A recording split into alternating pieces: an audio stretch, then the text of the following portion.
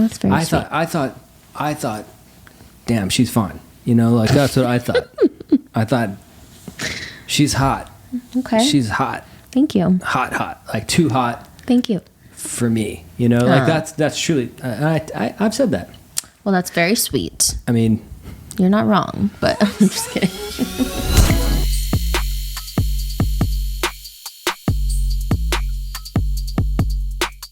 Hello, everyone, and welcome to The Mess with Jess. I am very, very excited to be here today with a very special guest. He is an actor, a singer, a photographer, an all-around creative. He's the king of my heart and the pain in my ass, Mr. Phillip Garcia. That was nice, honey.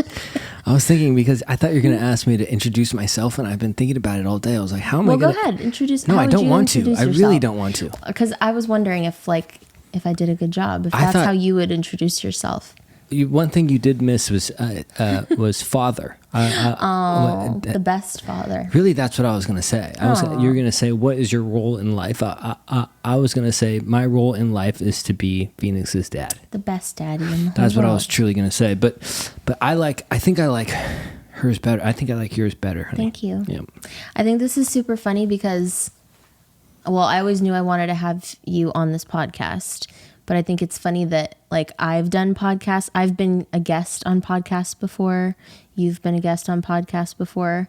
But we've never been on one together. And we've never done a podcast in our living room. No. We're coming to you live right now from our living room. This is actually... set of The Mess is our messy living room. Yeah, this is really the true mess. Yeah. I think that's one thing about having kids. People ask you, like, what is having kids like? Well... Yeah. Things don't get cleaned as quickly as they did before. No, you know? They don't. But I think we're doing a pretty good job. Yeah. So for everyone listening, I want to start this interview by going back to the beginning to little Phillip. What were you like? What were you like as a child? Yeah. So when I was little, I think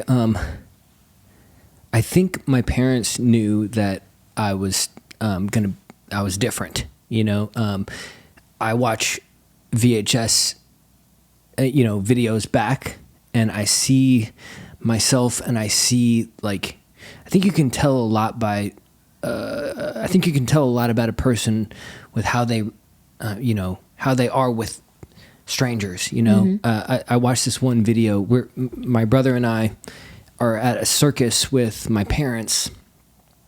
Or I think it's like a circus. It's like, the fair or something. It's like an ice rink, and then there's this guy on stilts, mm-hmm. and my brother, I think it just clearly spells out how different my brother and I are. But I walked straight up to, I'm like maybe five mm-hmm. maybe, and I walk up to the guy on stilts, and I'm like, hey, nice to meet you, type thing, mm-hmm. and my brother's like. Standing behind, my parents are like more tentative or whatever.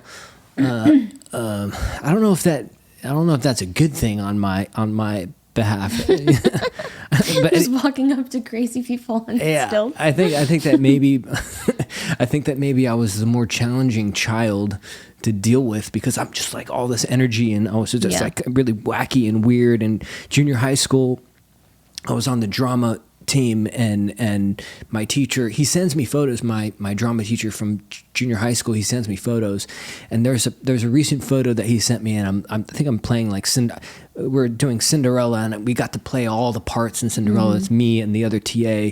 We're doing like this Cinderella story or fable or whatever, and I'm like just being silly and weird. I was just weird, and I wasn't afraid to be weird. And I think that's kind of how I got into the arts. I was, I think my parents understood that I needed like an outlet. Yeah, because I had too much energy, it's just wacky and strange and weird. And I know you were the same thing, I was going to say that. I think that that's something that's always been interesting about you and I is that I feel like we were very similar as kids in that not only that we had the same kind of passions for singing and acting, and we were both in the school plays and all that stuff, but I think that we were both really confident and like sure of who we were. And I think you were more Sorry. I always feel like I was just more blind confident, like. No, I was gonna say like you were more like willing to be kind of like clowny, Yeah, I wasn't so much clowny, but I was just very like, I was like I felt very sure, like no one could tell me otherwise. Yeah, I mean, I've seen VHS videos of Jess back in the day, and I think the one word that I could describe Jess when she was young is sassy. Yeah, sassy. It's very sassy. And there's this one video where she's coming off of the. I was gonna bring that up when you said you had a photo like this. I was gonna say that reminds me of my Cinderella moment. There's a video of Jess, and she's literally getting off of a ride. Yeah, like a ride at an amusement park. I think it was at Six Flags or like the kids' version of Six Flags. I wonder if we could just cut to it now, but I feel like it's just spells out who she was and who she just like she gets off the ride and I think she hears like enchanting music, and she gets off and she's just like I'm the queen of the world. I felt like the music was very much so playing for me. Like I felt like I was like in a movie and I was getting off like out of my carriage or something. Yeah, I think both of us are similar. It's very dramatic. I felt we're both very dramatic still, I would say. But then also when you're kids, I think anybody who chooses a career in the creative or arts or whatever, they have to have a certain level of imagination, and I feel like both you and I kind of understood that imagination was not just a part of playtime, it was actually a part of we made it a part of our reality, our reality and our work and our careers and stuff. So a lot of my time as a kid was spent like playing pretend, or like even if other people didn't know, I was constantly in my head like pretending to be in a certain situation or pretending to be a certain somebody. Like we'd be in a store and I'd be like pretending that I was going through something. I don't think my parents like even knew what I was doing, but in my head I was like acting out like a whole scenario. I do that. I did that this morning.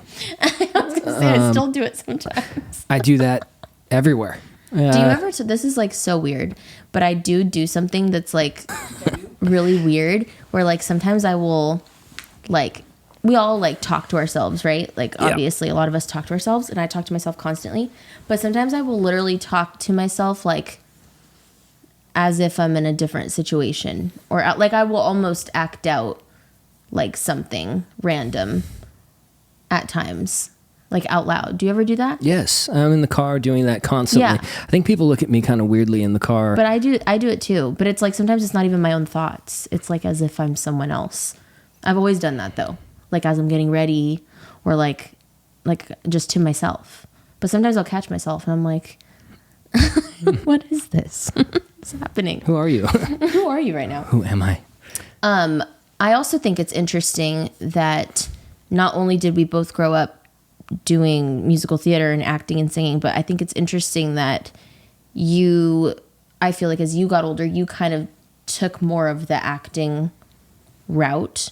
You still sing, you still perform, and you still do music. But I'm saying like it's clear that you focused maybe more on the acting stuff. And then for me, I feel like it's the opposite. Like as I got older, I tended to focus more on the music stuff and like wasn't as active doing the acting stuff. I really miss like doing plays and stuff. Like I would love to just, side note, I would love to do that again soon. But I feel like it is interesting that you and I grew up very similar, but kind of went in somewhat different directions. Different, but the same. Yeah. And you've helped me a lot. Like even now when I do have acting opportunities, I feel like it's nice to have you guide me a little bit and help me because I'm rusty. You know what I mean? I am. And I still am rusty, but I feel like in the very beginning of our relationship, especially like when I started doing auditions again, I was like, oh shit, like I haven't done this in a long time. Yeah. And I feel like even like, especially the commercial acting stuff, because that's one thing I noticed about myself is that because it had been a while when I started getting auditions for commercials, I was like so used to being like, hi, I'm Jessica Clark, like very like presentational.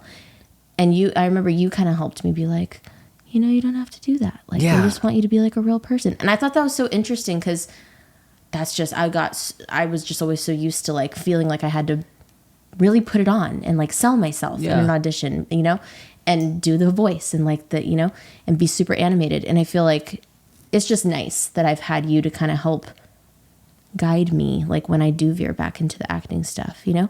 And I like to think that like I help you sometimes too with the music I feel like stuff, I'm a better coach than I actually am a performer at times, you know. It's like it's equal. It's like I think the best class for any career is to like teach back what you've just learned. You know, the best way for you to kind of understand something is to, when you're you know, taking it in and you repeat it back to somebody else, almost like you help someone else. So it's like it's a trade-off, you know. So for me, when I'm helping you or when I'm helping any other of my friends or clients or whatever, I personally get a lot out of it myself too. So I get to, you know, that's why you say that's why they always say, you know, early on, if you're an actor, get a job at a casting office and be like a reader. They say that that's the best job for a young actor or a new actor to have, because you get to kind of see the process. You get to see all of what happens, you know, in the human psyche when you're thrown into that kind of really pressure-filled kind of auditioning is weird. I mean, I don't know anybody that says, "Oh, I love auditioning." I feel like it's just a part of the process, you know. Yeah. And then you get to a certain, you know, stature to where you're getting offers and things like that. I think that is really where that's the dream, you know, to get to a certain point to where you're not having to offer, where people understand who you are, and you know, directors, producers, and you know, executives are then reaching out to you to say, hey, we really think that you'd be right for this and that, you know. So, but early on, I think teaching is another great way to learn. Yeah. That's a good answer, honey. So that's a good answer, honey. It's true. I know. It's the facts. I know. Spitting facts, nothing but the facts. Should we take a drink now? Yeah, let's take a little sip break. I have my usual wine, and share your drink, what you've been drinking as of late. Okay, so my father-in-law showed me this drink. Okay, this is my new favorite drink. Shout out to Papa Ralph. Yeah, shout out Papa Ralph. This is a peanut butter whiskey with cranberry juice. So technically it's a peanut butter and jelly whiskey, essentially. That's what it tastes. It tastes like peanut butter and jelly. That's genuinely what it tastes like. It smells really good too. You don't taste the cranberry. That's the thing. It's cranberry, but you don't taste. It's just berry, really. Anyway, I just like the way it tastes. But it's kind of dangerous because you drink a couple of them and you're like, oh, Nikes. You feel like you're having a little snack. Yeah, it's like a midnight snack. In a drink. Yeah, at 9 p.m. Well, shout out Papa Ralph. Shout out. Yeah, this is a great invention. Truly, I don't know if he thought of it or if he created it himself, but no, I think I don't know actually. I should ask him, but it does look yummy. Okay, so I want to kind of segue here into our story and how we came to be, because it's a story that we always talk about, but I thought, what better platform to really just share it and get both, because I feel like a lot of times like we share it with people but not really together, like where they can hear both sides of the story, you know what I mean? So I want to talk about how we first met. Yeah, which was a long, like I actually tell the story a lot. Actually, longer time ago than I think what people think, because we didn't meet like when we first started dating. We knew each other for a while. I think you remember the dates a little bit better than I do. Honestly, better than I do. I don't know if I could retract the dates or whatever. I know. So essentially, it started with, you know, a mutual friend. And you wanted us. I'm going to let you start. I was just about to say that I think you're telling the later on story. So let's start somewhere else. So when we first met, what happened was these were my single days. This is when young Jess was young, wild, and free, living her best single life, and she was on the dating apps, and I think I matched with this mutual friend that we have on one of those dating apps. And I invited him to come to a show. Okay, cool. That I had. So we're going that far back. I wasn't sure if we were going to go that far back. Okay, yeah, that's technically where we met. I want to start with how we met. That's how we met. What year was that? Do you know? That was 2016? Yeah, like ish. Because I think I was like 23. I think that was 2016. So that's... It could have been earlier. How many years is that? I think it was earlier than that. It wasn't 2016. I'm just telling you it wasn't 2016. It was like 2014. Damn. It was like 2014. Wow, that was a long time ago. Yeah. Anyway, I remember my... It was like 10 years ago. I remember my homie being like really... He was trying to date you, I think, honestly. So I mean, I can't blame him. I wasn't really. You were like off limits, in a way, So I was just like there as a wingman type thing, right? And yeah, I just remember we went to go see you at a Mexican restaurant. Yep. I didn't have any money at the time. Neither did my friend. And Neither did I. And I remember we got chips at the bar because we didn't have any money. I think I got a beer. Actually, he bought me a beer. I had no money at the time. That's so funny. Yeah. You had really good food there. And yeah, we didn't get any food. We didn't have any money. We drove a long ways. Yeah, I know. It was far from... From LA, driving to Covina is like kind of, it's about 45 to an hour, honestly, depending on traffic. That you remember it was in Covina. I do. Yeah, it was a Mexican restaurant. I'll never forget that. Yeah. And she was performing at a Mexican restaurant, and she was up there. Yep. That used to be like my... job pretty much. I was like a gig worker, gig singer. Yeah, we did weddings, we did like corporate events, we did all kinds of stuff, but our like regular gig was like bars on the weekends. Yeah, I remember being blown away by the talent. Honestly, I remember being like, damn, she is. I mean, my buddy actually told me, he's like, yeah, she's like really talented. And we got there, and I remember thinking like, oh, I would probably whatever, like. But then she started. They were performing as we walked in. I'm like, oh damn. So she's like, oh, wow, she's really great. Yeah. That's nice. I thought the band was great as well. They were. Anyway, so we stayed until after, the set or whatever. And yeah. Schmoozed. And I remember meeting you, and I remember thinking that you were so nice, so sweet. I remember kind of like, because when you're the wingman and, you don't really check out your wingman's girl, type thing. But I remember kind of like trying to, hi, how are you? Like avert my eyes in a way, or like that's what I was gonna say. That is weird though to think about now that, like I don't know, it's just strange. But it is a strange. But thank God, strange but funny start. How different my life would be now if it weren't for you, honey. And truly, I feel the same way. So anyway, so shout out to that mutual friend. You know who you are. We're so grateful for you. So we talk about it. We joke about it a lot. Actually, it's just funny. But anyway, years pass. Yes. And then you're working on your Roses album. Well, we stayed because I'm pretty sure we just became like social media friends. Like I was friends with you guys on social media. So I would see your posts and you would see mine. And I always remember thinking of you. Like I admired you always because I would see what you were working on and I would see what you were doing. And I remember hearing you sing for the first. She thought I was cute. I did. I thought he was super cute. She thought I was cute. Well, obviously, I'd hope so. See, I didn't know that. See, that's the thing. Like, I didn't, like, I don't know. I've never really understood that to me. Like, I don't know. Like, I've always, like, people tell me, I don't know, as you go through life or whatever, like, I think my blinders are always on in terms of the opposite sex, I think. I think,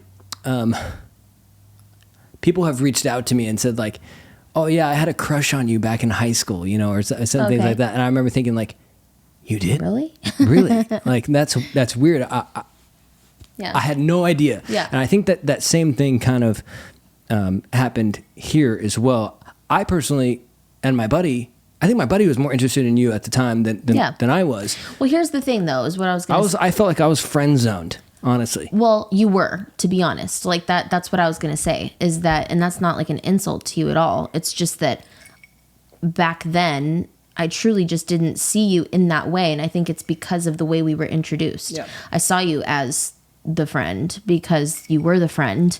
So, of course I thought you were cute. I mean, you're a cute guy. Like, Yep. I'm not blind, but I always saw you as a friend.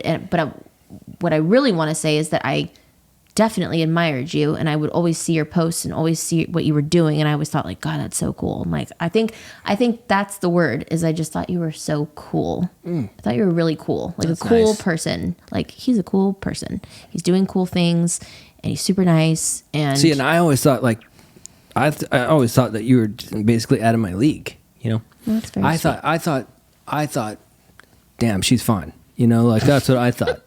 I thought she's hot. Okay. She's hot. Thank you. Hot, like too hot. Thank you. For me, you know, like that's truly. I've said that. Well, that's very sweet. I mean, you're not wrong, but I'm just kidding. About the first part. Beautiful all around. And anyway, sorry, you want to continue on? No, you could tell it. I feel like I'm blushing. You know? Really? Yeah, it's really sweet when someone says you're hot. Oh, honey, that's nice. It's really nice. This is cool. This is like menage a trois I feel here. like we're flirting. Yeah, this is good. We should do this more often. This is good for our relationship. But anyways, yes, we stayed friends on social media. I always saw what you were doing. I always thought it was really, really cool. And then fast forward, and this is kind of what I want to get into is then how we became us. An item, if you will. A package deal. Yes. A 2-for-1. Is that, yes, years later, I was working on my first EP, Roses. How many years later? This is like 4 or 5 years later. Yeah, because I honestly want to say that first time, I'm pretty sure, was 2014. Wow. That's... So 2014, and then I started working on that in 2017, so like 3 years later. Yeah, 2017. I remember. We were living in Encino. Yes. And so it was like the end of 2017, and I was working on my first EP, Roses, and I knew that, well, first it started that on one of the songs, I really wanted like some kind of background vocal situation. And I was trying to think of like who I wanted. And I thought, well, it'd be kind of cool if it was guys instead of girls, like girls on a girl song. It'd be cool to have guys on a girl song. And so then I was like, who can I ask? And then obviously I knew that you and this friend were both very talented singers, musicians. We had a music duo at the time, yes. and so Jess invited us to go do the background vocals on it, and that's how it started. Yeah, we were honored. I mean, personally, I was just there to work with great people. You know, she had mentioned she's working. She sent some song ideas to us, and we remember thinking like, "Oh shit, this is awesome." And at the time we were like really grinding on the music stuff. You know, we are getting in with different producers, writing with different music producers and meeting people and like really, networking and everything. We were just in the time of saying yes. Anyway, so we go. Remember, I'm thinking she was into my buddy's into her type thing. So I'm really just focused on the music and just. And P.S.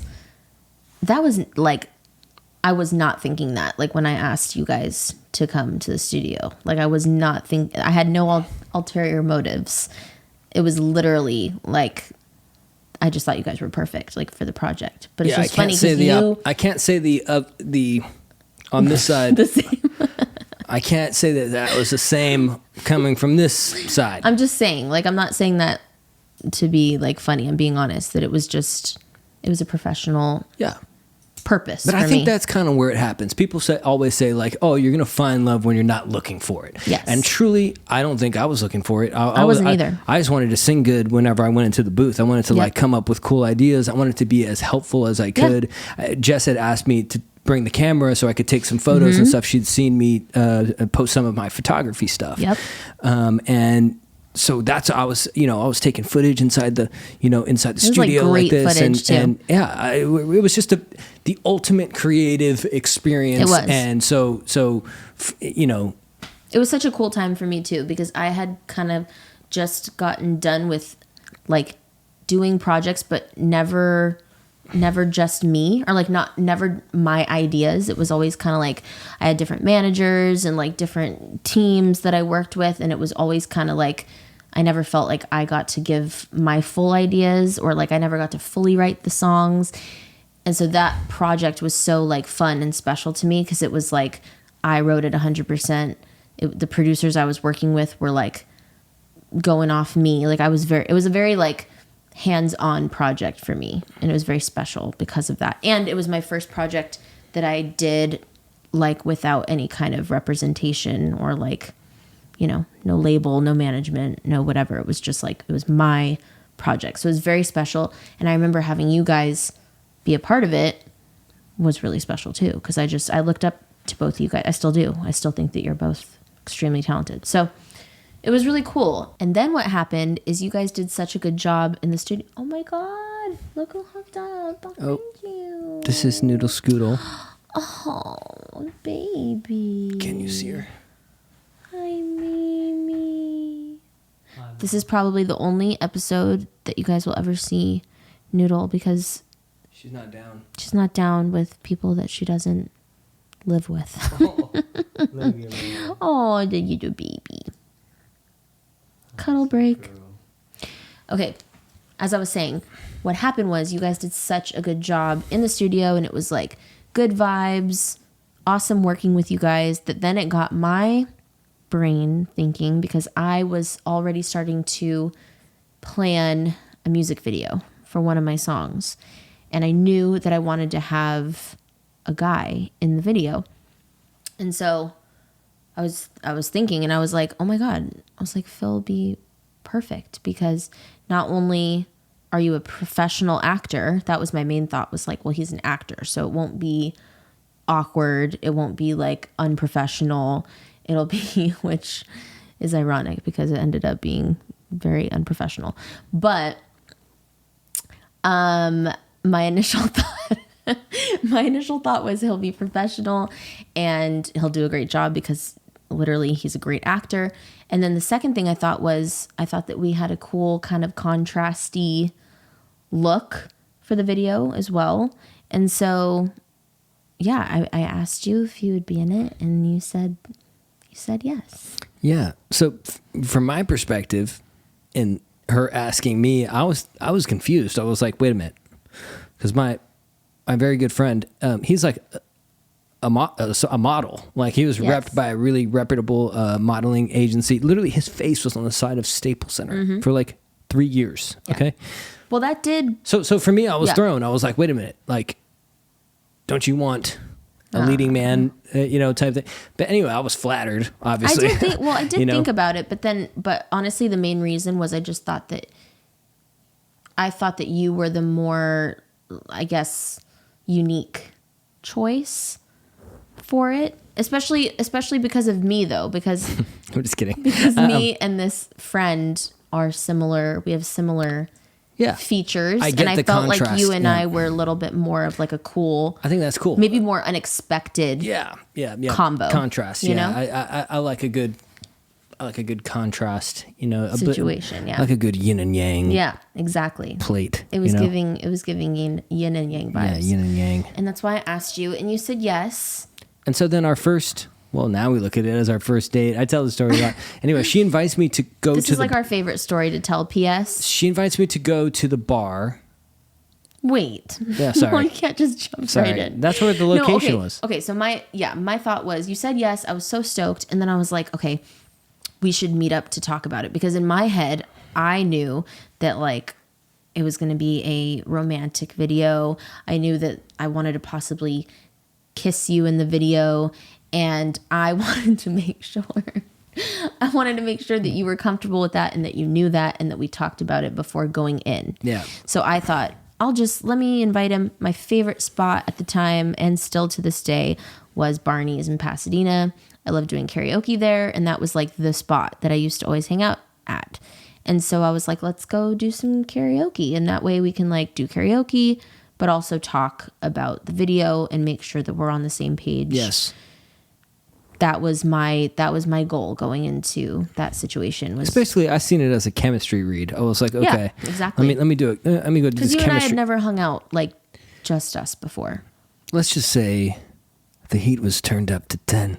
It was turned up. Honestly, like both. I think in people who always ask us like, how did you guys meet? How did you know?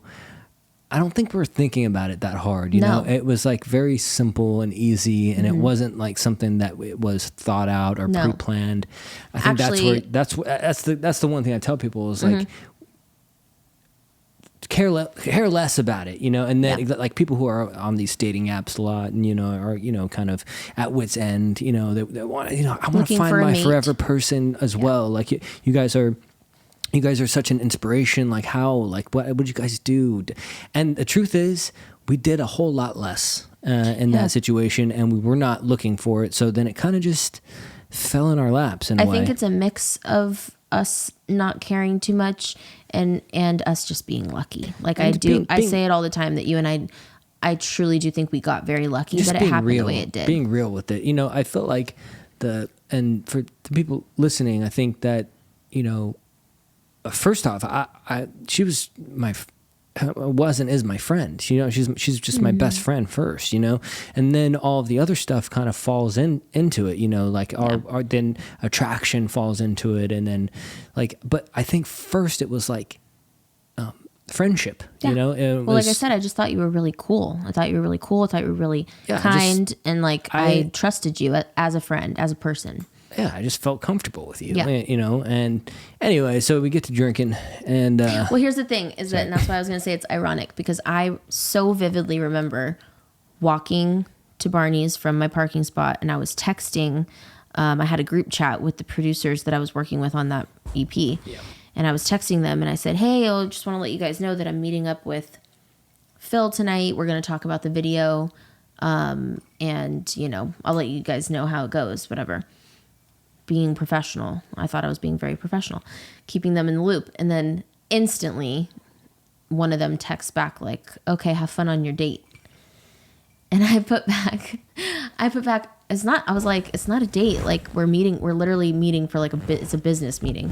And they were like, "Yeah, okay." And I remember thinking like, that's so weird, because honest to God, I just wasn't thinking of it as a date. I truly, truly was not thinking of it as a date. I was thinking of it as a chemistry read or a they played Cupid. They launched Cupid's arrow. They shot that arrow. Shout out.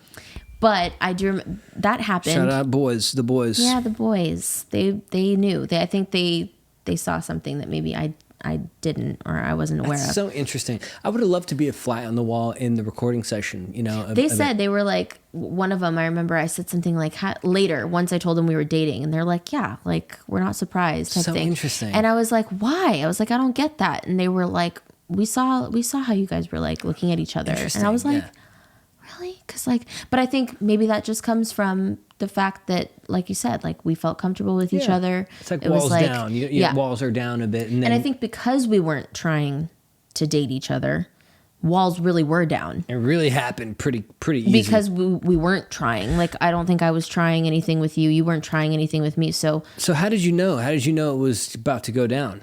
So what happened is, I remember walking in, and I remember seeing you, and I think you had texted me, because I said like, "I'm almost there," or whatever, and you texted like, "Okay." I rushed there. Honestly, I was afraid to be late. Truly, you hauled ass.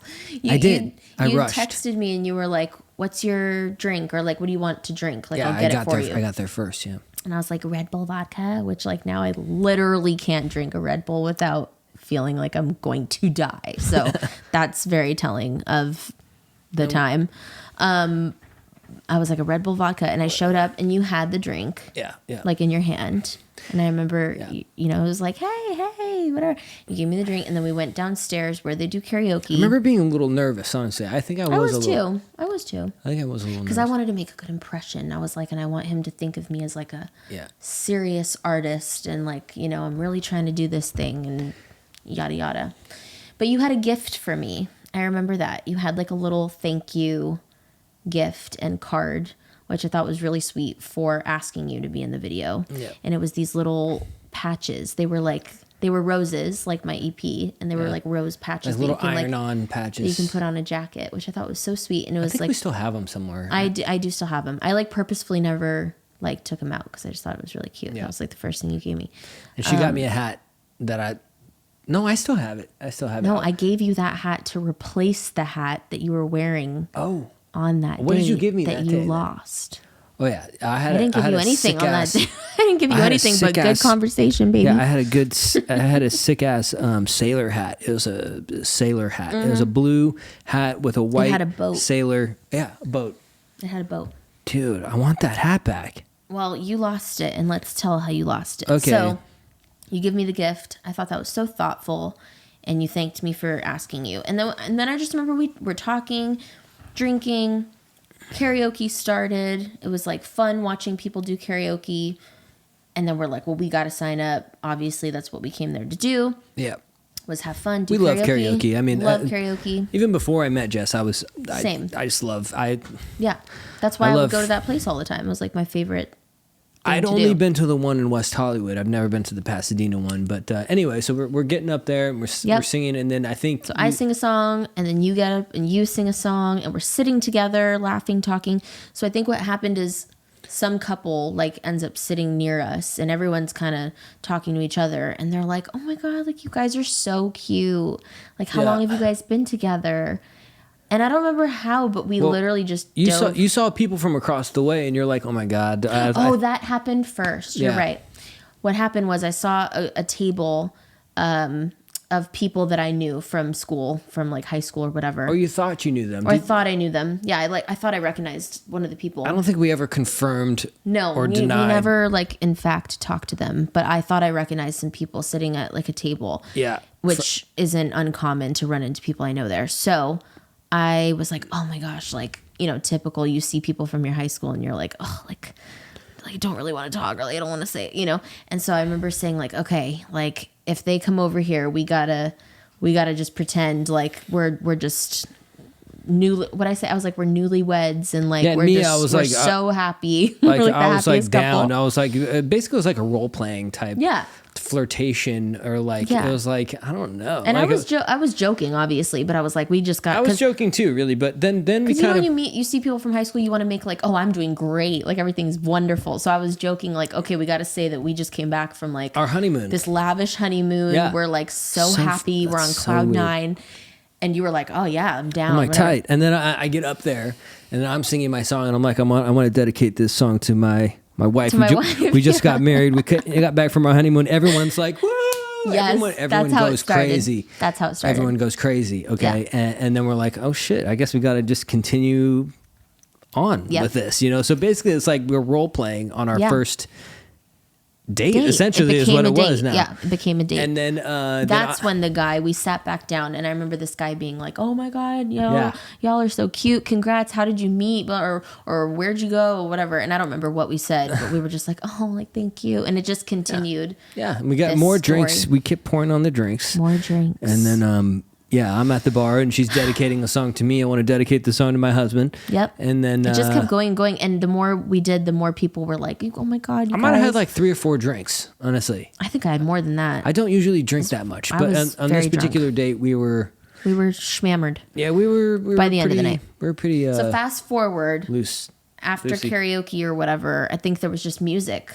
Yeah. And there was like dancing or whatever. And I was going to say, like you just said, how did you know, or whatever. And it sounds really corny. Well, 2 things. I knew that you were like into me, or that there was some kind of romantic vibe coming from you when you literally, we were talking, and I remember you put like your hand on my knee, and I remember being like, okay, like that's not a friendly thing to do. So I was like, okay, I'm getting that vibe. And then the second thing is when I honestly like knew that I was like, oh shit, this is like, I think this is something else, is honestly, I think when we were dancing. Like I remember us dancing, and I remember feeling very, like, I know we say comfortable, but truly that's the word. Like it felt very natural. Yeah. I didn't feel any kind of, that's the biggest thing for me, is I didn't feel any kind of weirdness. And a lot of times when you go on a date with someone, even if you end up with that person, there's usually some level of like awkwardness, or feeling like you gotta like, you know, like glide into it a little bit. I didn't feel that with you. It's just interesting because I feel like when you put yourself in a position where you feel most comfortable, I feel most comfortable like on the dance floor or like performing. That's where I truly feel like myself. So I feel so it like, makes sense. Maybe so it that's makes why. sense. Like we're truly walls down, not Being ourselves. Yeah, just super relaxed and Yeah. super just going with the flow, Yeah. you know. But anyway, one thing leads to another.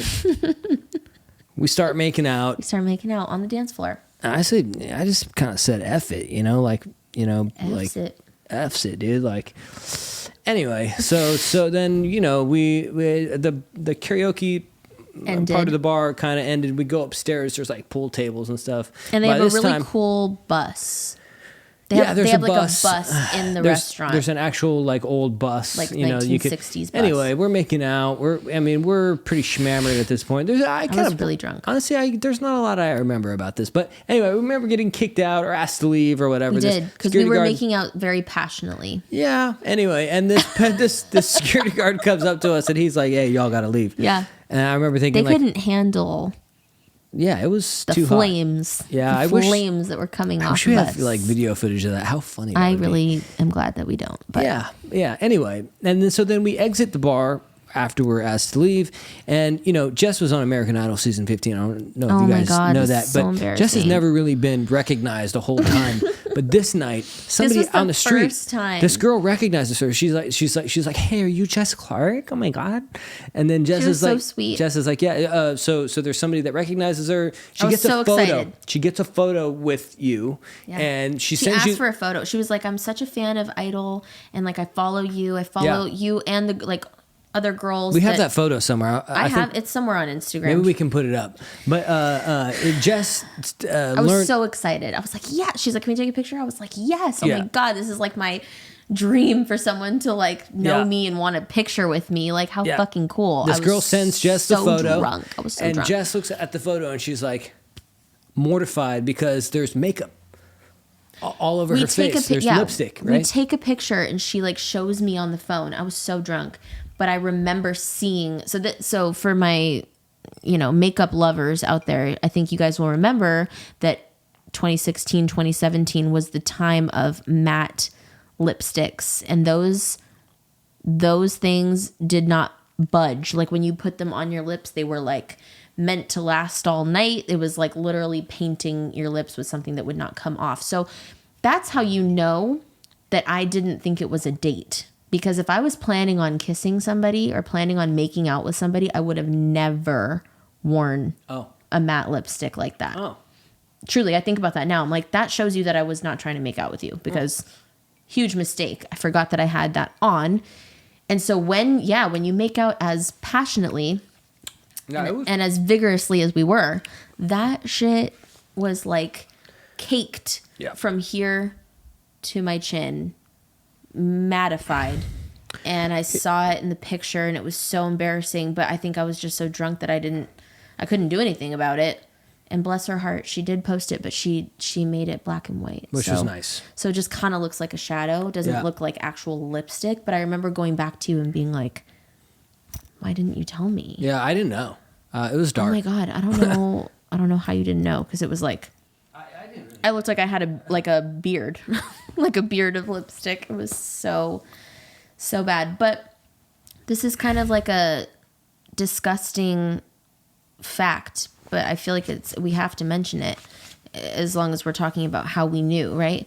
Yeah. How I truly knew that you were special and that you were different and that you were quite possibly the one was that I was so drunk, I threw up a little bit. Do you remember this? Yeah. We were on the parking I garage. literally had to we sat in the car after talking.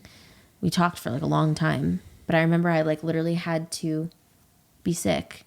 And I opened the door. It wasn't that much, though. It wasn't. It was like a quick little oh God, I feel nauseous, and it was like over. Not even it was more like a... Okay, yeah. It was a cute little... It wasn't really anything. It was a cute anything. little mini bomb, you know? I see. And it was mainly all just like Red Bull, but... I don't know if that makes it better. Yeah. But you kissed me after. You kissed me, and I remember thinking in my head, wow, I think he really... And I remember saying, I feel gross, and you were like, I don't care.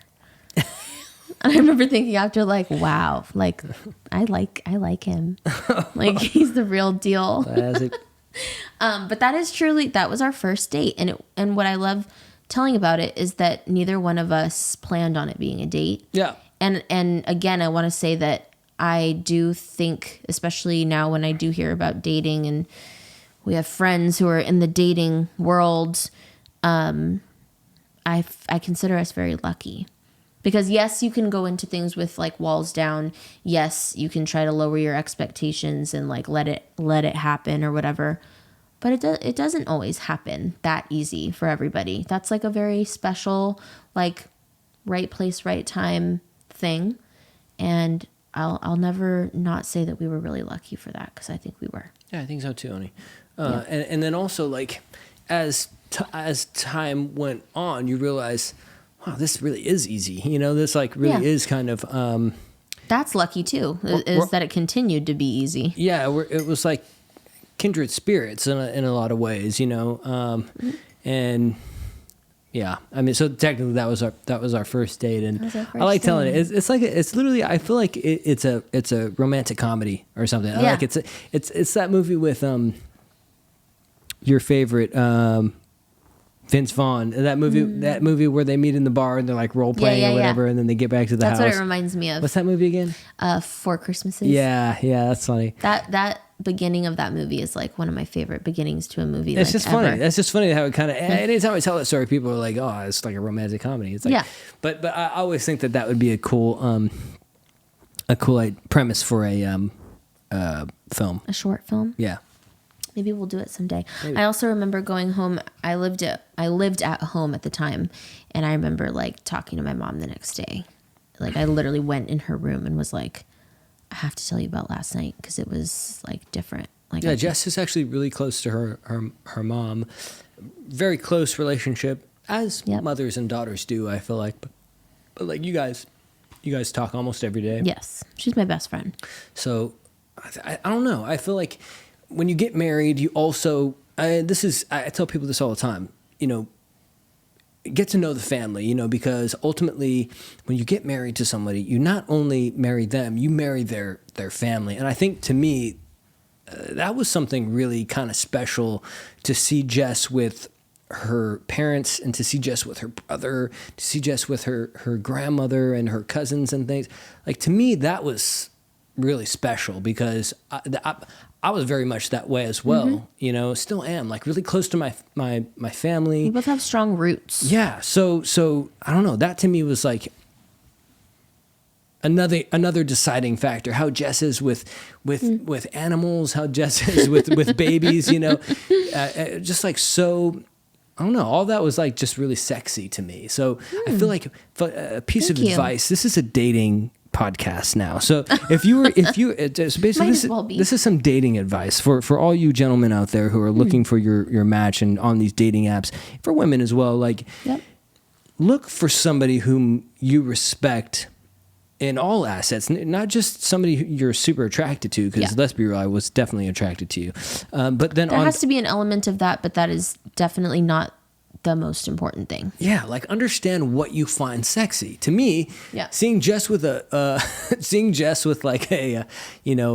children, that to me was like sexy. Yeah. I was working as a preschool teacher. I thought that was for the majority of our like first years dating. So I had a bunch of stories about that said a lot about you. You know, and like literally, she's cleaning up like literal shit from children's shoes. You know, like inside of their shoes, there was like caked shit inside of their shoes.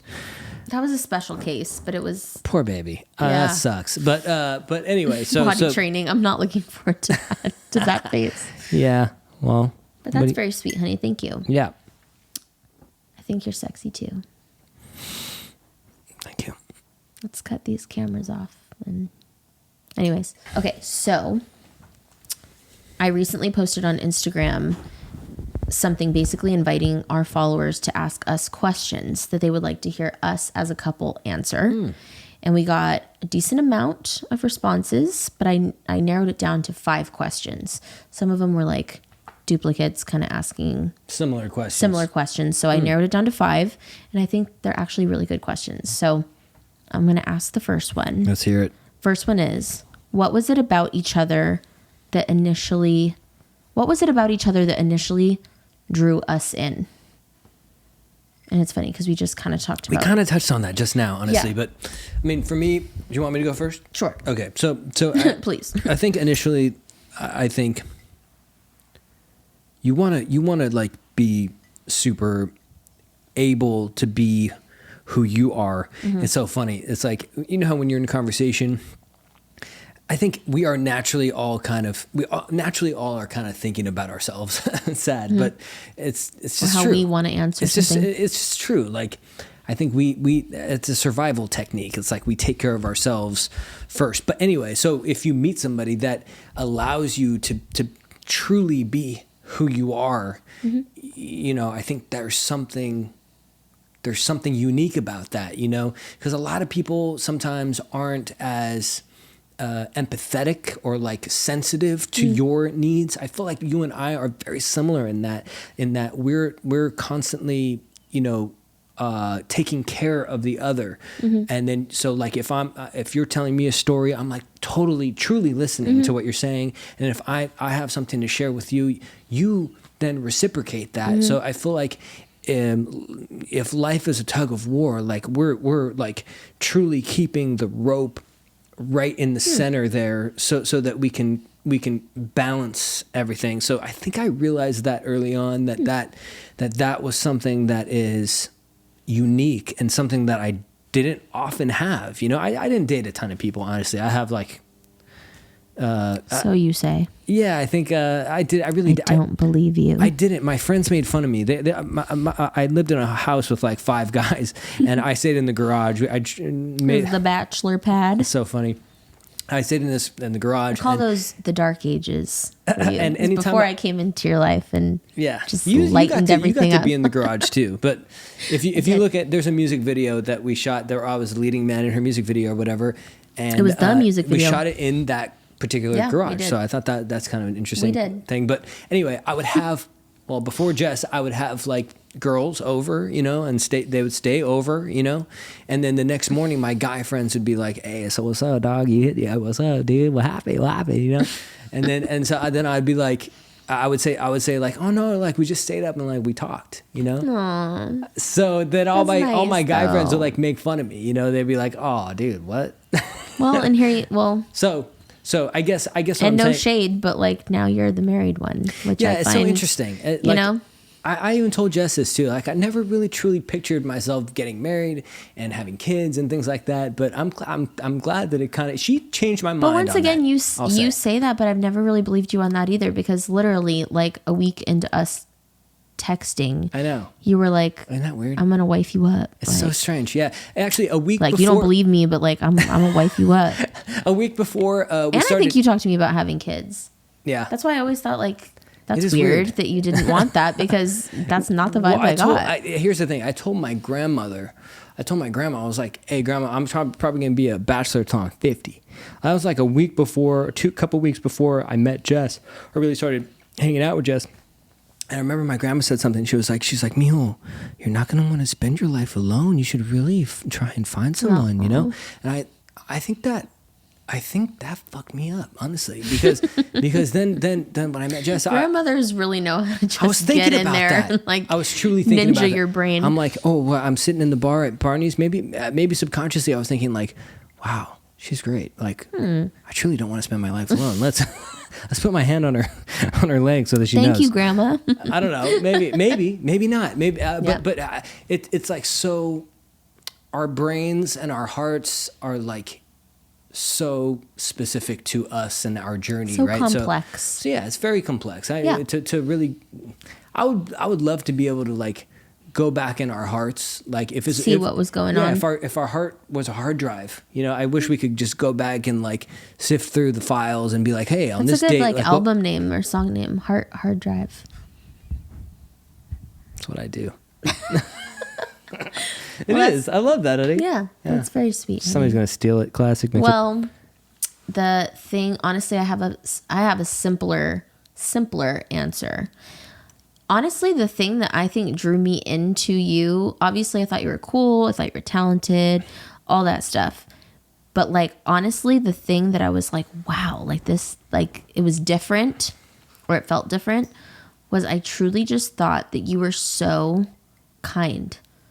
Like, honestly, like I don't know if it was from you giving me the thank you gift right off the top, or like, or offering to do all the photo video stuff for me, or just like whatever. I just thought you were so just like inherently kind, like just a kind person, and like very thoughtful and very giving, very like willing to do kind things for me and anyone, you know? And that was something that, not that I didn't meet kind people before, but it was just like maybe the first time that I was romantically starting to become interested in someone that I just right off the top thought was like just so kind. And I remember I think that was one of the first things I told my mom, was like, he's just so nice, like he's so kind, like so sweet, like he's doing this for me, he got me this gift. Like that was the thing that just stuck out the most to me, I think. Was just like, wow, he's just really a kind person. Yeah, I think both. Well, thank you, honey. Yeah. And but then you also, are. I mean, you I think are you a are kind too. person. I think you are too. Like naturally, Jess and I are like gift givers. So we give cards on random. That's both of our, how like love language. Love languages. You know how but your love language can be different the way you give and the way you receive. I feel like for you and I, the way we, not totally, but like one of the main ways we give love is gift giving. Yeah. It's not so much how I receive love. Like I don't need you to buy me gift. You know what I'm saying? Yeah. But I like to give Me gifts. too. That's how I show Yeah. love, and it's how you show love too. Yeah. So it's interesting. Jess is more excited for my birthday It's like my favorite. than I am. It's like my favorite day of the year. She like goes all out, and vice versa as well. Like for Mother's Day, like I was so excited. Yeah. I like what for Christmas, like we're both We both like get really excited to give gifts. yeah, it's so interesting. It's true. It's how we show love. But anyway, yeah, I thought that and was not just with gifts, but I'm just saying in general.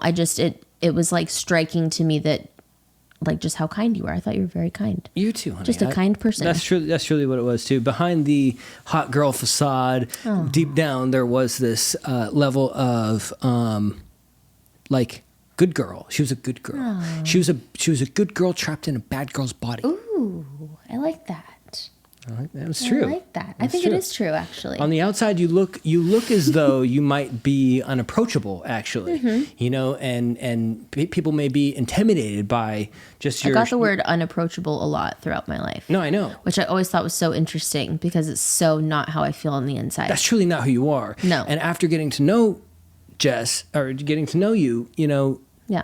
sometimes I'm not exactly sure who to address. Like, am I supposed to be addressing people who are listening? No, I think you're doing a good job. Okay. We're all here together. Okay. So essentially, like, I think that's what it is. As time went on and I got to know her truly, yeah, I thought, wow, she is truly misunderstood. I think any issues that she's ever had in past, I feel like have been from people not truly understanding her. Who she is, yeah. And I feel like that it shouldn't take time, but it does for people who are unwilling to do the work within themselves also. So right. So if they're not ready to receive, so it's tough. It. It can be tough at times. So I think that is true with life in general. If you are not ready for it, God, universe, whatever you believe in, has a way of saying, hold up a second, let me pull you right back, let me just let me hold the line here for you, because I don't think you're exactly ready for this shit. Right. So but I think you were ready to. Both of us were ready. See, that's the thing. We were both in a position to receive each other. Yeah. And ultimately, I think any advice I could give to people who are, in the endless loop of dating or whatever, I think you have to be able to have to be able to receive, but then also it's like you have to be able to choose as well. So I feel like I chose her, and we chose each other. Yeah. So willingly and very easily. It wasn't like hard to. So, I mean, if you're a betting person, I think You put your money on black, you know, real quick. Let me roll the dice here and I'm good, you know? So at that point in time, I was like 29, 30 or whatever. I was like 29. You're 29. Because our first birthday that I celebrated with you was your 30th. Yeah, we did it in the park. That was cool. We should do that again, dude. Okay, let me move on 36 to this now. This next question. Okay. Those are good answers, though. Thank you, honey. Okay, the next question was, what is your guys' perfect idea of a date night? And it's funny because You're looking at it. This is our date night. Minus the podcast part of it. Yeah. I think this is truly what we do. We sit right here. Yep. Watch Fire a up movie. the TV. Have some drinks. Have some drinks. A little cheersy. Okay, honey. But usually we have the... Cheers, honey. Usually we have the little Goosey around here. I don't know if you guys have met her. Our Goosey girl. Our little Goosey girls usually run it. I wanted to have her on here. I know. Damn it. She's in bed now. It's now, she's asleep. It's now 9 p.m. at night. So, yes. Or it's a little later. Actually, you could probably see the clock. I don't know if you can see the clock actually. up there. Yeah, it's, what time is it? I don't really know. It is 10:30. Oh, you said 9 o'clock. But yeah, I would say the same thing. Perfect idea of a date night would be right here.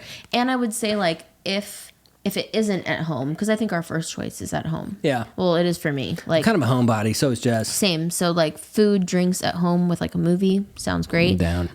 But if it's not at home and we go out somewhere, I think we both enjoy a nice dinner. Yeah. Like I enjoy doing that every Me once too. in a while, like just going and having a nice dinner or karaoke. We haven't done that in a long time, but I do love since having doing it. baby girl.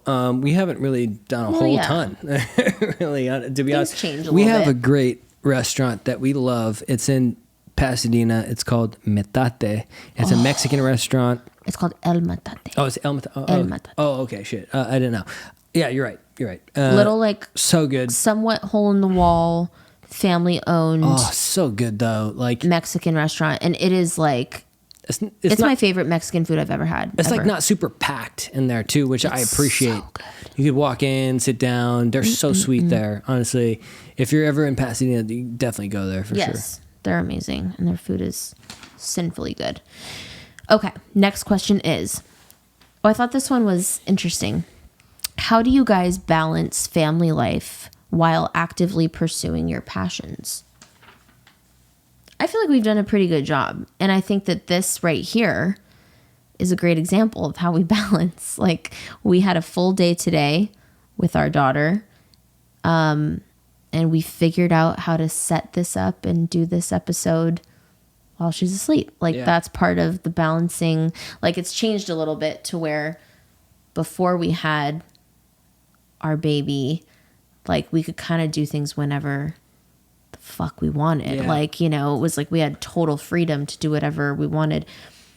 Now we have to kind of adjust a little bit, but I think we've done a really good job of that, of adjusting, of like, and I think it took a while, like, especially I'll speak for myself. Like I feel like I'm just now starting to get into the groove of like wanting to be creative again and like wanting to do this and wanting to do more creative things. I feel like for such a long time I didn't have honestly like the energy or like the will to do it because it was just so wrapped up in like mommy life.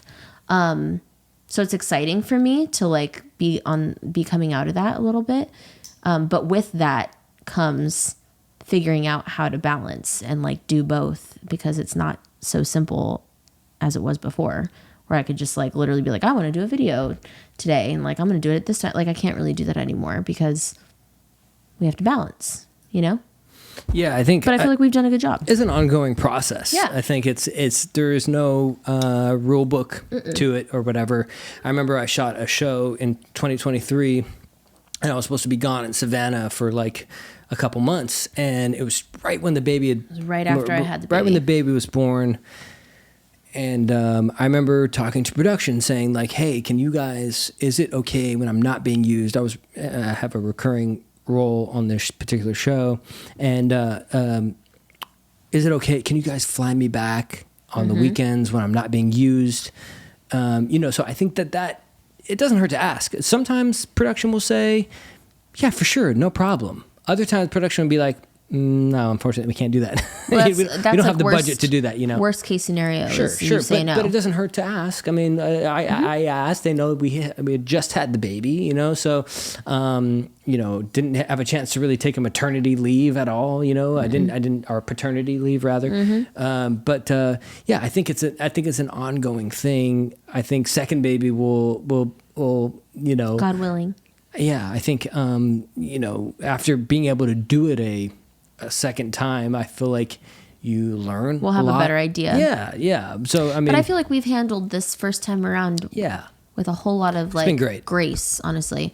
And I feel like we've handled it really well. Yeah. As far as still pursuing the things we want to pursue. Yeah, we've done the best that we can. I mean, they're I'm sure, at least speaking for myself, like, I think when people ask you, like, what is parenthood, I tend to say having a child is like being fed a plate full of perspective.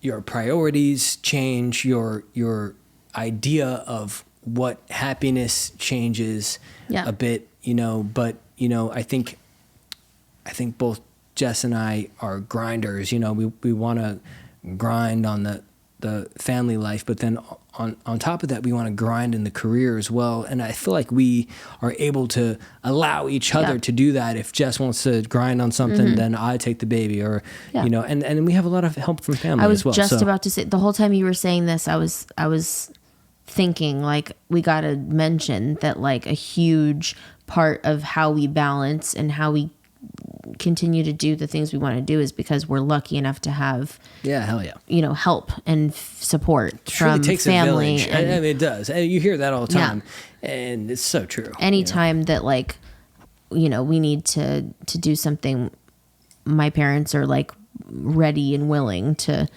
watch her, and I'm so grateful for that. And even, like, my best friend Tati lives, like, a walk away, and she's super hands-on with the baby too. So I feel like we have, like, a really strong support system, and that's huge. So hell yeah. I was going to say that too.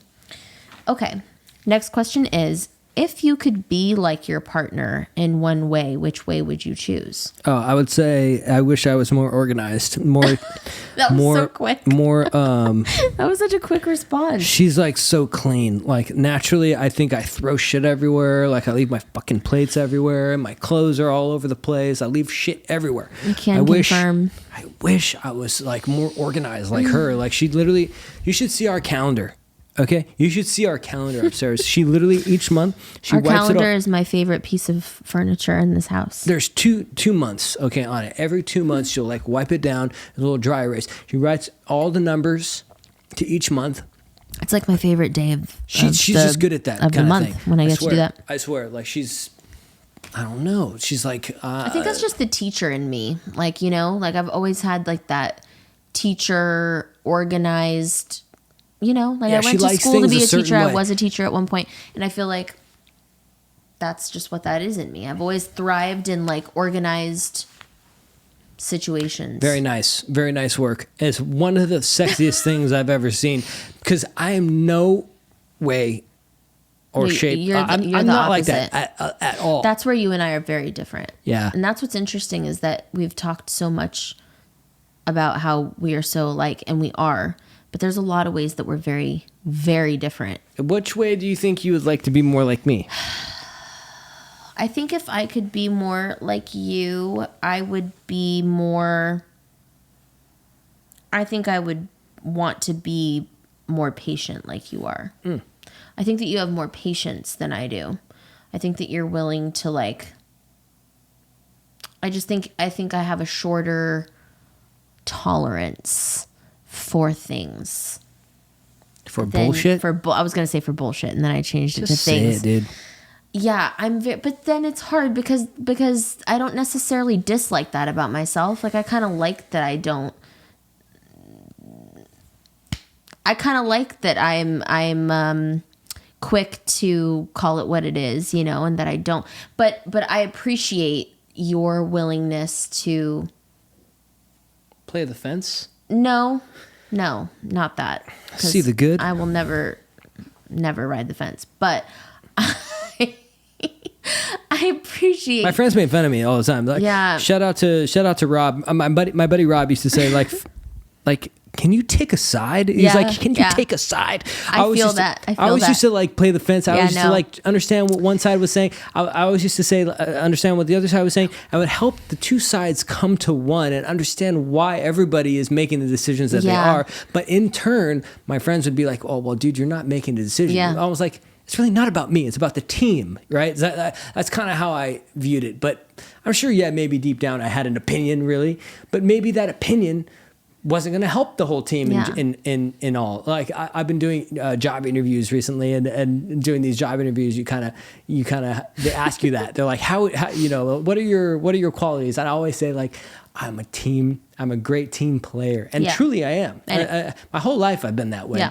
But anyway, yeah. So thank you, honey. It's a hard thing because it's like that is another way that you and I are very different. Like I am not a fence rider. I'm not in the middle. You say that so aggressively. No, I'm very much pick a side. I'm very much like which is a great thing. Actually, I think we're both different in that. Yeah. But I'm glad you are that way. And I'm pick a side, and I will ride hard for that side. But I guess I don't know. That's not what I mean by patience, though. I think I just think that you, even with me, like even when I know I'm being like a pain in the ass, because I can very much be a pain in the ass. Like, I think you have a lot of patience. I think that you have a lot of like tolerance, and you'll let me be a pain in the ass longer than I would let you be a pain in the ass. And so there's times where like I recognize that in you, and I think that's a really like good quality that you have that I don't. I don't have that. Like I'm very, quick to be affected, I guess, by bullshit. And while I'm not like ashamed of that, yeah, I wish I could take like a page out of your book sometimes and like, and maybe, be a little slower to, jump on it. Yeah. I don't know. I feel like you make decisions quicker than I do. I do. Also. I do. I wish I was more that way as well. Like I'm very impulsive. Or Or not impulsive. Yeah, I was gonna say I just know. Like I know and a when lot I of times feel she's something, right. I'm like I know that's what it is, and I'm not gonna change. Because I always think. Like for instance, when we were looking at our first apartment in Pasadena when we first. Literally, it's the first place that we saw, and she was like, "No, I want that place." I remember thinking, like, "Don't you want to see any other places?" Yeah. I remember thinking, like, yeah. isn't that like you're supposed to have like multiple places? Yeah, and you pick. I don't like that. She knew right away. Yeah. And thank God she knew right away, because that we learned later that apartment was a steal. Best place. Yeah. Yeah. So yeah. I've always been like that. My wedding dress. First dress that she saw, the she first got dress because it was the one. Like I already knew it. That's so interesting. Yeah, I've always been that way. I wish I was more that way. I get that from my dad. My dad is very much the same way, where like when he knows, and that's what it is, and there's no like changing his mind because that's what it is. And I do think that oftentimes we're right. I feel like I'm pretty confident in my decisions most of the time. But yeah, I do appreciate the patience that you have, and I think that it's a good quality that Thank you. that I wish I had a little bit more of sometimes. Last question from the public is, well, it's kind of like a cute question. It's, where do you see yourselves in 20/30 years? Oh, wow. 2030. What? I know. So I'm thinking I'm 32. So shit, I'm going to be fucking old. it's when we're in like our 50s, 60s. Oh, God. Where do we see ourselves? I'll go first. Please. I see us retiring in Solvang. Oh, God. All I want to do is retire in Solvang. Solvang or Lake Arrowhead. I would love that. And I see us with Phoenix, and again, God willing, one more child at least, and grandchildren, hopefully. That would be cool. Yeah. I don't think it's going to be in Solvang personally. That's so mean. We can look back at this years from now, and maybe if we're in Solvang, you can say I told you so. But Which listen, will probably happen. I think more like, genuinely, I think like Palm Springs I knew area. you were going to say, I was waiting. Or like, waiting for you to say Palm Springs. I would love that. I mean, I love Palm Springs. No shade to Palm Springs. Such a great energy but there, honestly. Solvang? There's golf. There's Yeah. wine. Maybe. There's shops. Or Temecula. Temecula would be cool. It's like Central California. No. I think that would be kind of cool. Or like not California too. Like, all due respect, I grew up. I'm a NorCal baby. Okay, like I'm very proud of being from the Bay Area, but at the same time, shit's expensive, dude. I'm not trying to live gonna in matter when we're retired. taxes, dude. And we're Like sitting pretty. death and taxes, honey. Okay. California may not be the move. I'd be down to move to like fucking, Florida, when We're retire. retiring and solving, and I can't wait. It's going to be so nice. You're going to go golfing during the day, and you're going to come home, and it's going to be like, want to go to that wine bar really quick? Oh, yeah, let's go to that wine bar. And then in like around Halloween, Christmas time, it's like the best. And then there's a restaurant there called Secco. Shout out to Secco. It's like my favorite pasta I'm in gonna the go wherever my entire kids go. world. All right, if Phoenix moves to Texas, tell you what, I'm gonna be in Texas. Phoenix all right, is moving to Solvang. wherever Phoenix goes, wherever our second baby, third baby, fourth baby, fifth baby go, I'm gonna be there. Okay, wherever they go, I will go. I'm trying to be around my grandbabies, dude. Are you kidding me? I don't care. Anyways, well, that's why we're gonna stay close by. Solvang. Anyway, okay, Hello. okay. Next Thank you question. guys. Thank you. Well, those were the questions. Oh, that's it? Yeah. Oh. Those were the top 5 questions. So thank you guys for submitting those. I thought those were cute. That's nice. Yeah. Yeah. Okay, so we've come to our last little segment of today's episode, which is going to be yet another game. I love games. Except this time, Oh, what? Where'd you get those? Amazon. Hello. Oh. You and I are going to be asking the questions. Okay? So, I'm going to ask you, Oh, I get a pen. Oh, I was wondering. and you get an eraser. Oh, what the? I'm going to ask, we're going to ask each other 5 questions each about ourselves. So I'll ask you a question about me, and then we'll both write the answer. I'll write the true answer. You write your answer. And then on the count of 3, we turn them. Oh, I like this. Okay, cool. And we'll see if they're the same. Okay. Okay? So, do you want me to go first? Because I know. Do you want to go first? Is that the question? Yeah, you go first. Do we need a refill? That's another question. Yeah, but you have to like open a whole other bottle of wine. Nah, forget it. That's so mean. I'm just kidding. Okay, no, well, it's fine. It's okay. I can deal with Small this for sips. now. Okay. Yeah. I'll go first. Okay, you go Okay, first. I have my questions right here.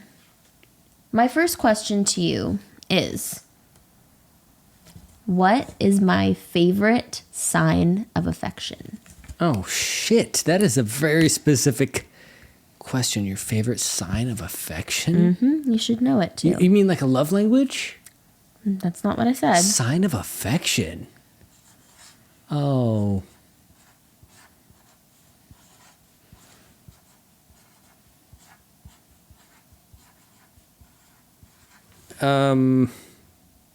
This should be so easy. I'm so weirded out right now. There's a couple things I'm thinking of. What is my favorite sign of affection? Yeah.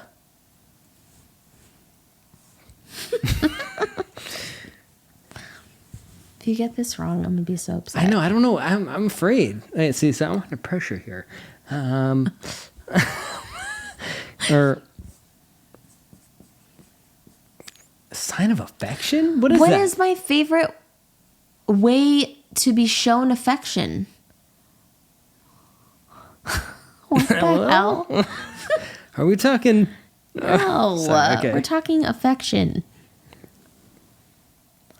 Oh my god, this is like the easiest question I Oh, really? have. You have some hard questions then. Okay, wait. So, because that could be anything. Okay, are you ready? No. You're taking too long. Okay, I guess. Okay, 1, 2, 3. It's back scratches. Oh, What did you say? I said kisses. I was gonna say cuddle smuddles. Back scratches. Oh, mother. Literally every night. No, I get that. I no, ask you to that's- scratch my back. I think that's not a sign of affection. Yes, it is. I think that's more of like a acts of service. No? No. Oh, damn. Anyways. Wow. Okay. Oh, I have an eraser. Oh, wait. This eraser isn't that good. Okay, because you're using the wrong side, honey. No, I use this side. Okay. All right, ready? Here we go. So I have a question. Oh, okay, perfect. What was my very first car that I had? What was my first car? Oh my God. You should know this. I know. She doesn't know. No, I do. This is awesome. I do. This is a great game. We should play this more often. Hold on. You have to write the real answer. Oh, I have to write it? Oh, Yeah. shit.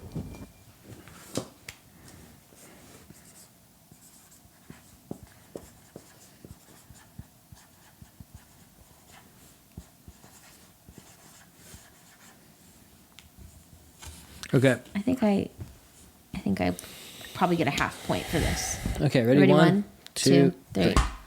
Oh. I said 19-something BMW. Ah, good job. That's pretty. I'll give you that. I couldn't remember the It's in year. 1987. I knew that it was BMW. 19-something. Good job, BMW. buddy. See? I'll give you that. Okay. It's pretty close. 1-0. Okay, my next question is... keeping score. Are you ready? Yeah. I'm ready. Okay. Where on my body do I have a birthmark? Mm.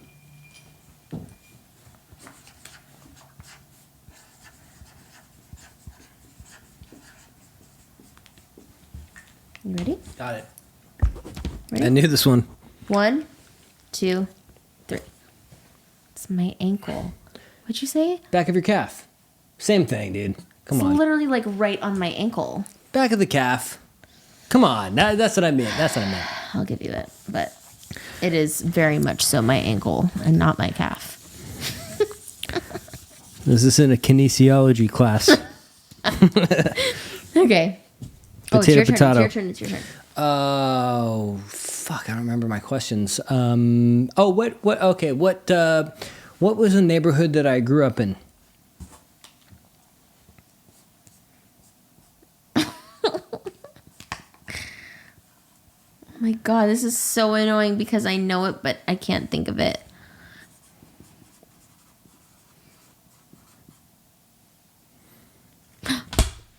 My handwriting is really bad. I don't think this board is really helping people. Are we ready? Yeah. 1, 2, 3.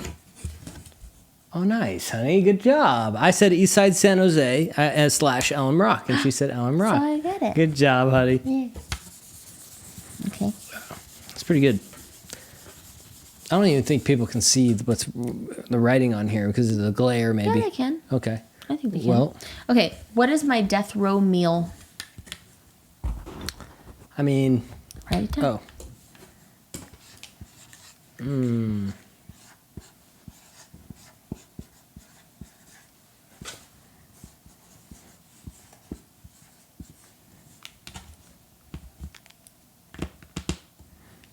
Ready? Yeah, I mean, I think so. Could be a couple of things, right? But I Okay. just wrote one thing. Okay, 1, 2, 3. I wrote pasta. Beef stroganoff. So it kind of counts. It's pasta, yeah. Yeah. But That's very a specific. specific kind of pasta. Shit. You Okay. suck. I've never been good at trivia games. I truly have never been, honestly. Okay. She's so good. We were playing the Alexa games. Do you guys know you could play games on Alexa, Song by the way? quiz? You could play song quiz, or there's other games too, right? Trivia games. You should play more of the trivia games. She's great at them. I'm like never ever been good at. Anyway, she wins all the time. Okay. Okay. What's next? You. Oh, I ask. Okay, what's my favorite fruit? It's not really fair. Oh yeah.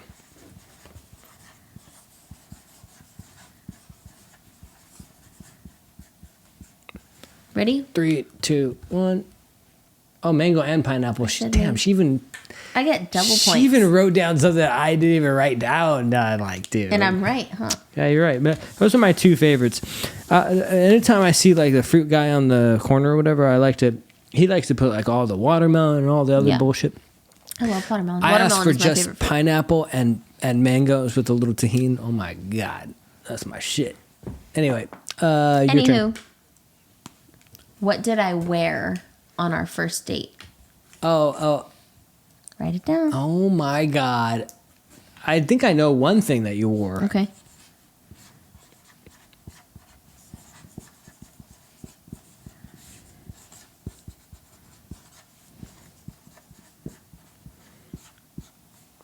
I don't know what else you wore. Ready? Yeah. 1, 2, 3. Army jacket. Yeah. Yes. I wore my green army jacket. The black shirt. I don't remember the black I shirt. wore a black shirt. Oh, under. okay. I love that jacket. What else? What other questions did I have? Good times in that jacket. Which play did I do back in the day that made me want to become an actor? Oh my God. No. This is a great. I knew she was gonna have a hard time with this one. No. So I kind of saved it till last.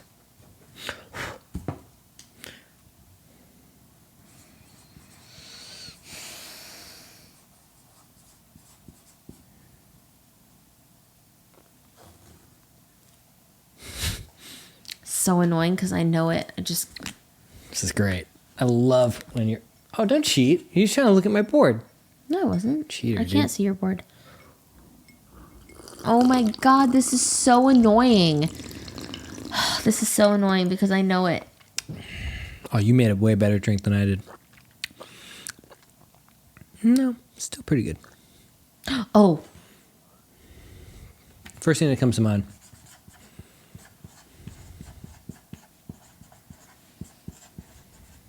this isn't right. But I think I may be coming. Ready? A comeback. Yep. Oh wow, that is a great guess, but it is the Jungle Book. In the 6th grade, I was Mowgli in a Jungle Book, and it made me want to become an actor, really. okay. But Mr. Popper's Penguins was the very first play. Oh no, Good Books was the first play Okay. that I did. But then I remember Mr. you talking Popper's about Mr. Penguins. Popper's Penguins. Good job, honey. I'll give that to you because that you. that was a more obscure answer, actually. Yeah. But I was Mr. Popper and Mr. Popper's Penguins, and that also made me want to. Pursue. Yeah, but then Jungle Book, I think that's where I really was like, I think I Okay. can do this. You Okay. know. I like that. I could see yeah. you as Mowgli. Yeah, funny story about that is I had long hair at the time, and my mom took me to get a haircut, and the barber literally shaved off all my hair. Really? Yeah, right before doing Mowgli, I had a bald head, which I'm sure Mowgli doesn't. You were still great. Mowgli didn't have a bald head though. Still very convincing. Just interesting, but Are I you wish ready? I had my long hair from Mowgli. It would have been much better. But anyway, shout out to Laurelwood Elementary. You ready? Yes. For my last question? Oh yeah, have do to you have a erase last yours. question? Yeah, and then you have one more, or you should have one more. Yeah, I think I have one more. Okay. This is easy though. I feel like you're gonna get this very easily. But what was the one sport that I played as a child? Got it. Ready? Yep. 1, 2, 3. Soccer. Yeah. Yeah. I knew that one. Yeah, we have this famous picture that my dad took when I was really little. You can see all the girls like playing soccer and actively like in motion running and like game faces, and then you just see me in the back like fixing the bow in my hair. And it's like a very telling photo. Yeah, I can't wait to see what Phoenix is like. You know, she I could just be cared like how I looked on the field. she could be like you, or she could be like me. I was like literally so aggressive. Like, Yeah. every sport that I played, I was always like, like grit my teeth. That's you know? where you got all your anger out. Yeah, I'm sure. So my last question is, what's my favorite pastime? Yeah. Oh shit! Schnikes. Draft. Ready? 1, 2, 3. Yeah, it was off. I didn't get to finish writing it because I dropped my pen, but I think I win. I think you won because I guessed one question wrong. Questionable. How many questions did That's I fine. guess wrong? Most of them. That's not true. I mean, it is what it is. Yeah, you guessed a little bit more on the head than. Anyways, all this to say that I am very grateful for you. I'm very grateful that I get to do the things that I love, and I'm very grateful that I get to be a mom and a wife, which were always the most important things to me. I always had a lot of dreams. I still have a lot of dreams, but those ones were always like the biggest ones to me. And so the fact that I get to do those with you, all of them with you. I get to do this with you. I get to do, when I work on music, I get to work on it with you. When I get to do, take photos and when I do things, it's like you have a hand literally in every single dream that I pursue. And I'm very grateful for that because I wouldn't want to pursue them with anyone else by my side. Thank you, honey. I love you. Yeah. And so thank you for supporting me through this new journey and supporting me to the point where you agreed to be on it. This is always something that I wanted to have be a piece of this new venture. Yeah. If so our thank life, you. yeah, I love you, honey. Thank you. I love you. If our life is a film or a production, if life is a movie, we're both executive producers on then you're the best our part. project. Oh, honey. And I wouldn't want anybody else to have creative control. Like I want her to have creative control because Same. I think we balance each other out. I think the short end of all of it is that we trust each other. That is the biggest thing for me. I do. I trust you with my life. I truly trust you. And that does not come easy. But for us, it kind of did, you know? Mm-hmm. And it's an ongoing thing. It's not like it's not like all cake and rainbows all the time. You know, I think that we've had our fair share of like tribulation. Yeah. Yeah. For sure. But there's something powerful in that even, you know, when something doesn't go as planned, I rely on you to help pull us out of it. And I rely on myself to help, you know, be a valuable team member, you know, to admit and take accountability in times where we need to, you know, type thing. So, you're the team I want to play on, you know, your team, whatever team you're on, I want to be on that team. Thanks, you know, honey. and I want our kids to feel the same way as well. As they grow older, I want them to be like, well, I'm good. Mom and dad said like they suggest this and they gave it up. They left it up to me to make my decision. But honestly, I want to go with what they thought because I trust them, you know, type thing. Now there's another, sorry, I can go on and on, but I feel like, you know, there's another way of doing it, you know, and saying like, here, kids, you do this and you do this and this is the way I did it and you don't get any other way to do it. Yeah. I feel like that's not as helpful. For, like that's kind of how I grew up, you know, like I didn't really have too much of a say in a lot of things. Yeah. But that's just a generational thing. I feel like, you know, nowadays it's more like we want to guide our kids. We want to like, you know, ease them into certain things and let them kind of make their own decisions and things like that. And I trust that you and I have the best interests in each other. But then on top of that, I would think even more importantly, we have the best interest of these young people who we're able to like kind of shape the way that they think and feel and love, you know? So I'm glad that you're on my team for that, you know? If I were and shout out to all the single parents out there. God, I don't know how you do it. No. Let's just say that. It's hard. But you know, I trust that you are 50% of something that I don't have sometimes. You know, like I get home and sometimes I'm tired. Like I got 30%. You take the other percentage. You know what I mean? So and then vice versa, we kind of trade off. I'm glad that you are there for me for that because I am not perfect, for sure not. And no one is. No one is. So anyway, So I think the best possible thing that you can try to do is find somebody that is down for you. Yeah, and down for like the bigger picture. And I think we've proven that that's what we are. Yep. So and once again, I just want to say thank you so much to everyone for tuning in and for going along on this journey with me. It's been very exciting and very, very special. And it feels even extra special to have you here, honey. So thank you so much again for being one of my first guests. Well, I live here. So yeah, I guess that's true. And yeah, just a cute little reminder to everyone just to keep embracing the mess, you know? We're all in this together. And sometimes the messier, the better. Am I right? I like it. I like a little mess. And in the spirit of that, I'm gonna get a little kiss. Yeah. Give me a kiss. I thought that's what you were going to say earlier. Oh my gosh. They're going to say kissy kissy or cuddle smuggles. Give me a little kissy. Love you. I love you. One more. I love you. One last one. Sorry, third time. Love you. Love you, honey. Thank you, guys.